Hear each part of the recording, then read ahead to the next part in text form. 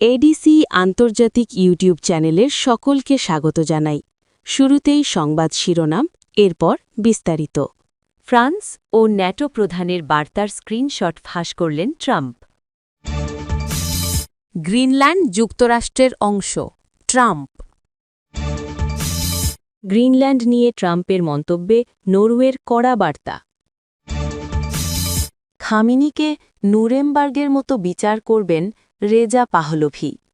এতক্ষণ শুনছিলেন সংবাদ শিরোনাম, এখন বিস্তারিত।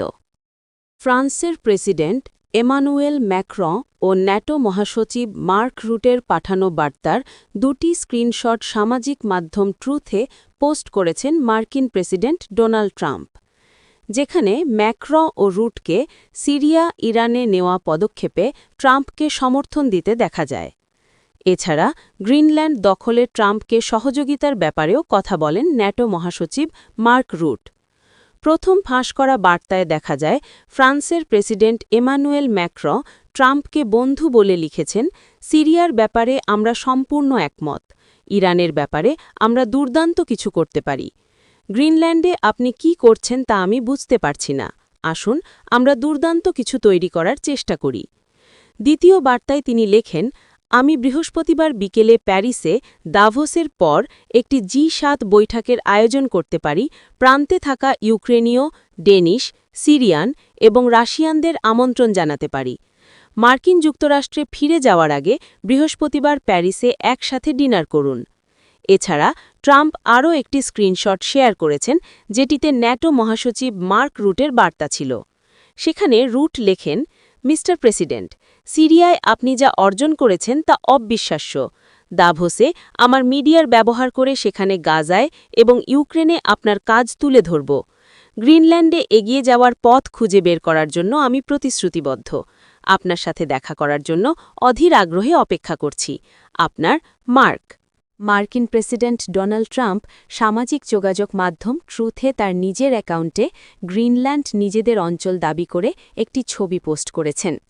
সোমবার ১৯ জানুয়ারি পোস্ট দেওয়া ছবিতে দেখা যায় গ্রিনল্যান্ডের মাটিতে আমেরিকার পতাকা হাতে তিনি দাঁড়িয়ে আছেন। ছবির সামনে একটি প্ল্যাকার্ডে লেখা ছিল, গ্রিনল্যান্ড, মার্কিন অঞ্চল, প্রতিষ্ঠিত ২০২৬। ছবিটিতে তার পাশে মার্কিন পররাষ্ট্রমন্ত্রী মার্কো রুবিও এবং ভাইস প্রেসিডেন্ট জে.ডি. ভ্যান্সকে দাঁড়িয়ে থাকতে দেখা যায়। এর আগে আরেকটি ছবি পোস্ট করেন তিনি। ছবিটি ২০২৫ সালের অগাস্টে তোলা একটি ছবির সম্পাদিত সংস্করণ, যেখানে ইউরোপীয় নেতারা ভ্লাদিমির পুতিনের সঙ্গে ট্রাম্পের ফোনালাপের জন্য ওয়াশিংটন সফর করেছিলেন। এছাড়াও ছবিতে উপস্থাপনা বোর্ডটি এমনভাবে পরিবর্তন করা হয়েছে যাতে উত্তর আমেরিকা, কানাডা এবং গ্রিনল্যান্ডকে একটি মার্কিন পতাকা দিয়ে ঢেকে রাখা হয়েছে। মূল ছবিটি ইউক্রেন সংঘাতের সম্মুখ রেখাকে চিত্রিত করেছে।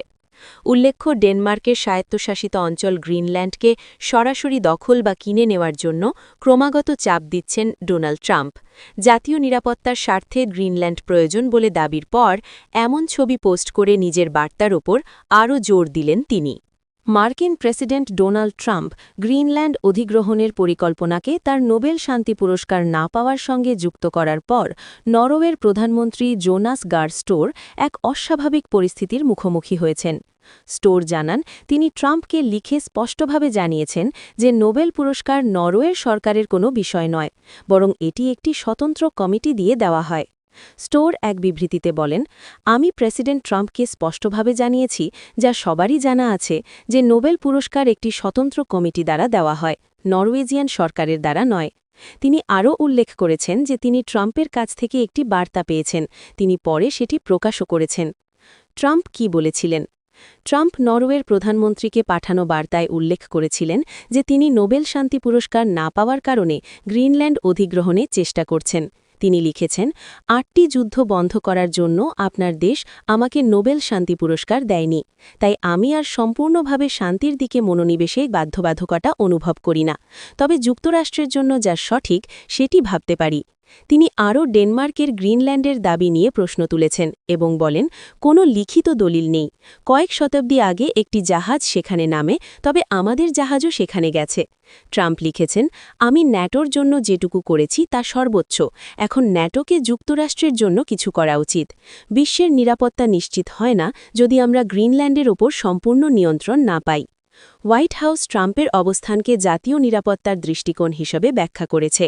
ডেপুটি প্রেস সচিব অ্যানা কেলি জানান, গ্রিনল্যান্ড একটি কৌশলগতভাবে গুরুত্বপূর্ণ এলাকা এবং আধুনিক আর্কটিক হুমকি থেকে সেখানে বসবাসকারীদের সুরক্ষা দিতে যুক্তরাষ্ট্রের রক্ষা কার্যকর হবে।